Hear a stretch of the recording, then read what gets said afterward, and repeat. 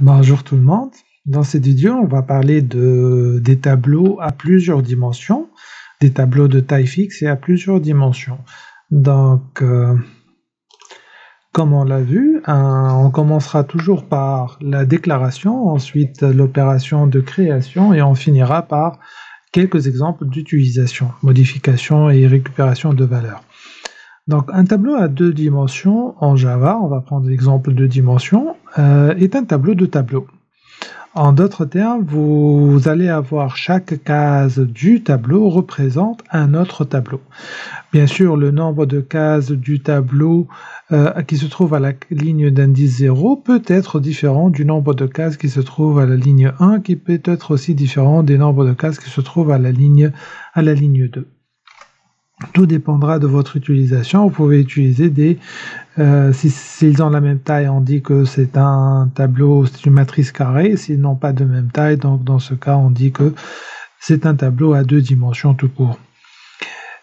Pour créer un tableau à deux dimensions, on va tout d'abord voir la signification. Donc, vous pouvez dire que vous avez une classe de plusieurs étudiants.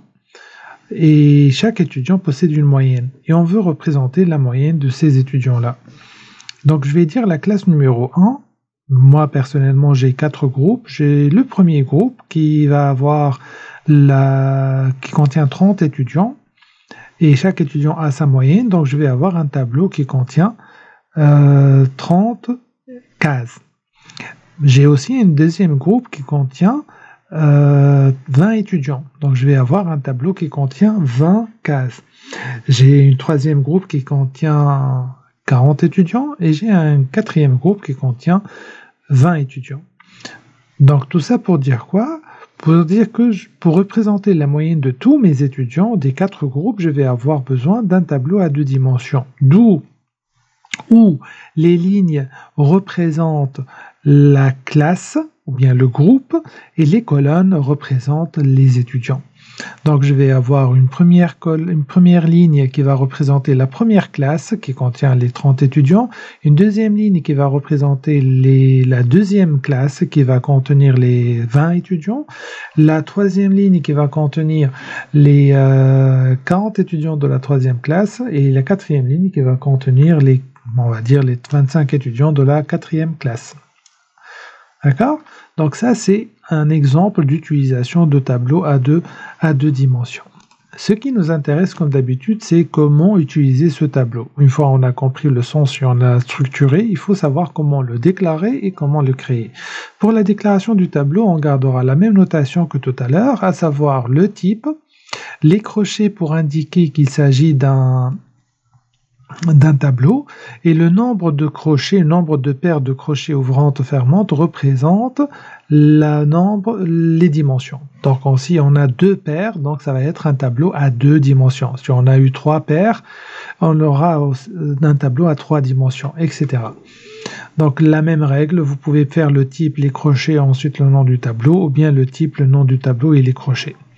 L'autre opération, c'est l'opération de création et elle suit toujours la même chose. C'est new, la taille, la taille de la dimension 1 et la taille de la dimension 2 entre crochets.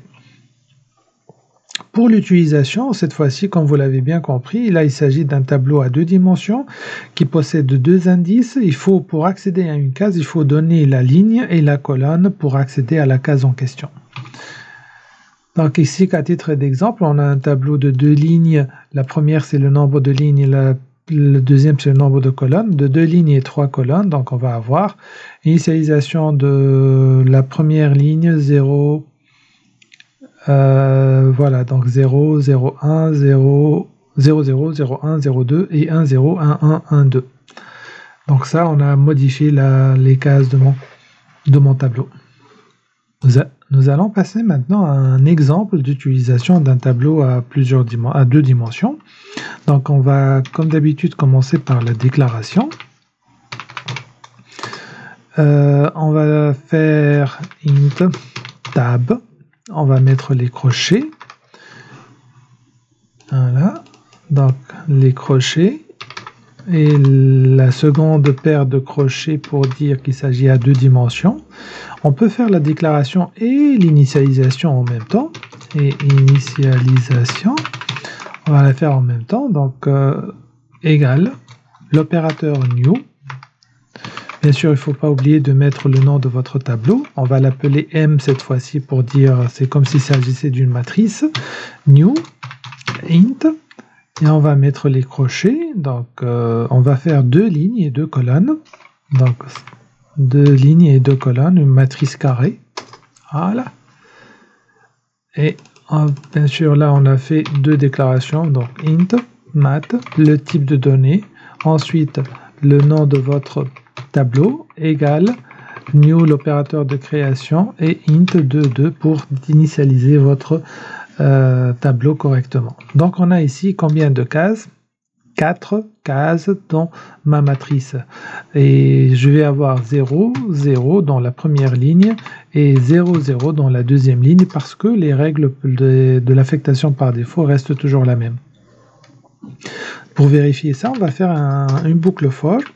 Bien sûr, ici, vous l'avez compris, on aura besoin de 2 compteurs, un compteur i et un autre compteur j. On va parcourir tout d'abord les lignes.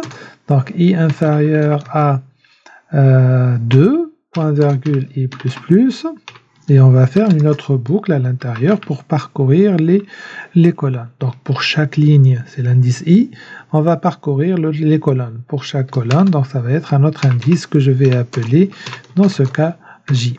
Point virgule, j inférieur à 2, parce que c'est matrice carrée, et j++. Voilà. Et ensuite, vous faites juste l'affichage. Donc, ça va être system.out.println et vous mettez tab 2. Bien sûr, pour accéder à l'élément, il faut donner les deux colonnes. On l'a appelé mat et non pas tab. Donc, mat de i de ij. Voilà. On peut, par exemple, mettre ici un system.out.print et plus une chaîne vide.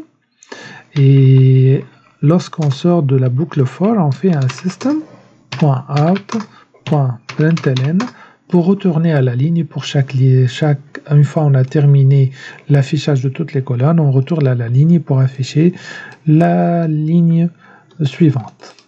Donc on va exécuter juste pour être sûr et certain que l'affichage ça va être le 00 comme on l'a mentionné. Maintenant on va modifier les valeurs. Modification de valeur, comme on l'a dit, c'est mat de ij, donc mat de la première case de ma matrice, c'est 0, 0, égale, on va lui donner la valeur 2, point virgule. On va aussi modifier, on a 4 cases, on va modifier 3, donc 0, 1, et 1, 1. 1, 1, c'est la dernière case de ma matrice. Et on va donner des valeurs différentes, 5 et ici 6. On va refaire l'affichage encore une fois. Et on va voir qu'est-ce que ça va donner comme résultat. Et en ce qu'on exécute, on va avoir la première matrice, ça va être 0, 0 comme on l'a dit. La deuxième matrice, ça va être 2, 5, 0, 6 parce qu'on a gardé le 0, on ne l'a pas modifié. Donc ça, c'est concernant l'utilisation des tableaux à 2 dimensions. Par analogie, vous pouvez faire ça pour 3 dimensions, 4 dimensions, autant de dimensions que vous voulez selon votre énoncé. Merci pour votre attention et on se voit dans la vidéo suivante.